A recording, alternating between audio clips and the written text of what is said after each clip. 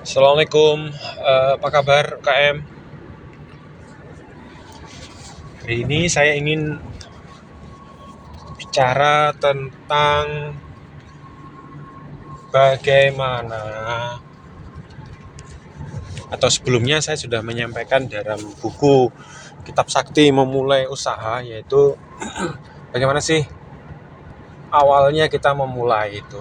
Ya, kita udah bahas di buku Kitab Sakti gitu ya, dari visi, apa yang kita tulis, apa yang kita impikan, apa yang kita harapkan, kemudian jadi dream, kemudian dimulailah tahapan mencoba, dari melihat, dari belajar, kemudian tumbuhlah menjadi usaha kecil atau usaha yang bisa menghasilkan untuk kehidupan. Nah, ada dilema, apakah UKM ini harus naik kelas? Jadi yang awalnya ya 1 juta sehari, kemudian atau pendapatan bersih cukup untuk kebutuhan keluarga bersih ya 300-400 ribu, lalu kemudian punya 2 outlet atau 3 outlet, kemudian mencukupi untuk bisa beli rumah, bisa ngusur ruko, bisa ganti mobil. Apakah UKM kita ini harus naik kelas? Kenyataannya hanya 4% yang bisa naik kelas. Nanti mungkin di buku lain, perusahaan naik kelas, kita akan membahas 4% ini. Kita hanya membahas yang bagaimana 4% naik kelas. Naik kelas itu artinya dari setahun 2,5 miliar bisa naik menjadi 25-50 miliar. Dari yang setahun 5-10 miliar bisa naik menjadi 50-100 miliar. Ini UKM naik kelas.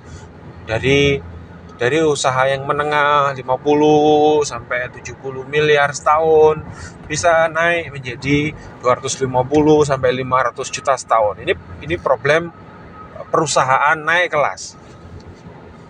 Dan kenyataan di dunia menunjukkan ini hanya kisaran lah ya. Statistiknya adalah 4%. 4-5% kisarannya, dan hanya mampu bertahan 5 tahun kemudian ya sisa 4% sampai 5%. Nah, kita kembali ke UKM. Apa kita harus naik kelas, Pak? Padahal ketika kita jatuh, udah buka cabang, jatuh, itu bukan hanya kembali ke UKM, tapi bisa jadi usahanya mati. Usaha naik kelas, kita coba peluang baru, Pak. Ternyata kita tertipu oleh tren yang salah atau oleh klien yang tidak mampu kita penuhi. Misalnya permintaan ayam sekian ekor, kita kembangkan, ternyata market berubah, ternyata pandemi kita tidak dapat hadapi, dan seterusnya. Jadi ada peluang-peluang permintaan yang lebih besar ketika kita ada peluang naik, kita belum tentu siap. Nah, itu kita akan bahas di perusahaan naik kelas. Tapi untuk menjembatani itu ada satu kenyataan bahwa sejumlah pelaku usaha, saya happy kok dengan hasil seperti ini, saya happy kok dengan jumlah karyawan seperti ini, cukup kok untuk kebutuhan saya dan keluarga, saya cukup kaya kok. Nah, teman-teman, barangkali kita bisa kasih judul materi ini adalah UKM bahagia. Nah, ini UKM bahagia. Saya punya kawan ini di Mojokerto, Cak Ubed. Halo Cak Ubed.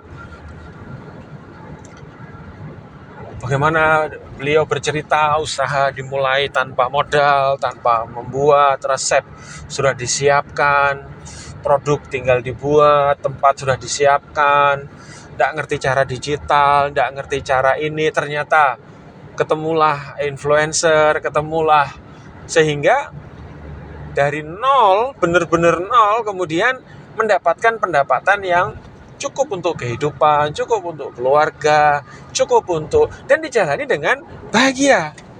Nah, bagaimana UKM bahagia ini? Nah, ya, dari mana kita mau lihat ini?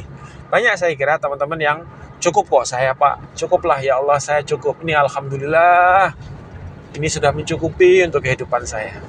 Nah, teman-teman sekalian, pelaku usaha semacam ini tentu dia lebih happy ya, karena menjalankan dengan tenang, tidak ada ambisi yang berlebih. Ambisinya hanya satu-satunya adalah bagaimana usaha ini bisa bertahan, mencukupi kebutuhan, dan bisa berjalan secara berkesinambungan jangka panjang. Saya kira poin satu adalah siklus hidup, daur hidup. Tipologi UKM, ada sejumlah tipologi yang sifatnya itu ada yang tren tahunan, 3 bulan 6 bulan tiba-tiba market hilang. Itu pernah ada pisang epek, pernah ada itu coklat kepel, pernah ada itu. Ada yang tipologinya setahun lebih sedikit. Ada tuh ruko-ruko yang diisi sama minuman apa namanya itu mixue. Ada tiba-tiba muncul franchise apa misalnya bakso apa misalnya, bakso kepala gajah misalnya. Kemudian ada tipologi jenis yang tipologinya adalah tren, marketnya jangka pendek. Jadi perubahan gaya mengkonsumsi. Nah, jika teman-teman ada di bidang yang seperti ini, apa yang harus dipersiapkan supaya selalu happy? Ya, tentu apanya? Berarti bangun bisnis baru. Jadi ketika bisnis sudah mau menghadapi tren menurun, ciptakan menu baru, ciptakan produk baru, pivot bisnis baru. Tapi dia selalu happy di bidang seperti ini. Ada kawan bikin sebuah, ternyata market berubah, ganti menjadi pokat kocok, geser menjadi apa dan seterusnya. Nah, ini tipologinya. Ya, sebenarnya sih nggak terlalu happy ini pengusahanya ya. Nah, jadi untuk teman-teman yang model usahanya seperti ini, terus lakukanlah uji coba, terus lakukanlah tes pasar, sampai teman-teman menemukan yang bisa long life, jangka panjang. Atau setidaknya antisipasi untuk jangka panjang. Nah, apa jenis bisnis atau ada yang lain, yaitu yang tipologinya itu lebih panjang waktunya. Ya, contohnya seperti teman-teman Cak Ubed tadi ya. Ada pecel, rawon, bakso. Jadi kebutuhannya adalah sarapan. Cara orang sarapan. Nah, ini relatif jangkanya panjang. Cara orang sarapan. Relatif jangkanya panjang. Cara orang makan siang. Cara orang bepergian, berarti travel. Cara orang, nah, bisnis pemenuhan kebutuhan yang jangkanya panjang. Jadi saya kira tipologi yang pelaku usaha bisa lebih happy dalam waktu yang jangka panjang. Jadi pertama tipologinya.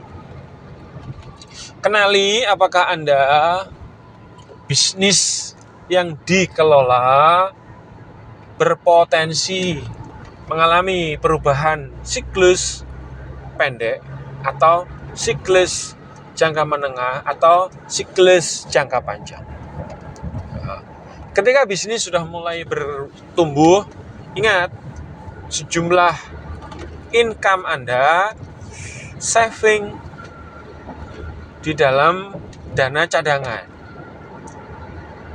ya saving di dalam dana cadangan untuk mengantisipasi apa yang sekiranya tetap relevan pada zaman ke zaman. Misalnya kalau teman-teman usahanya bengkel las misalnya, mungkin las tidak akan pernah mati, tapi produk las tren tertentu bisa mati. Maka kemampuan Anda menyetok, kemampuan Anda memahami tren kebutuhan model las mungkin berubah. Mungkin catering tidak akan pernah mati dalam konteks event mantenan, dalam konteks event arisan, tapi tren menu mungkin berubah, mungkin bergeser. Saving dana Anda untuk mengantisipasi perubahan tren cara mengkonsumsi, perubahan tren pasar yang berubah, perubahan tren bahan baku substitusi yang bergeser. Dulu ada kawan yang bisnis kulit, ternyata pasar bergeser menjadi sintetis.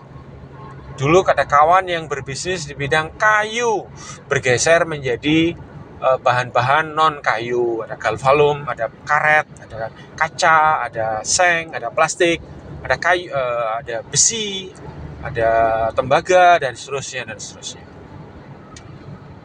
Ini saya kira satu poin tentang happy UKM. Assalamualaikum.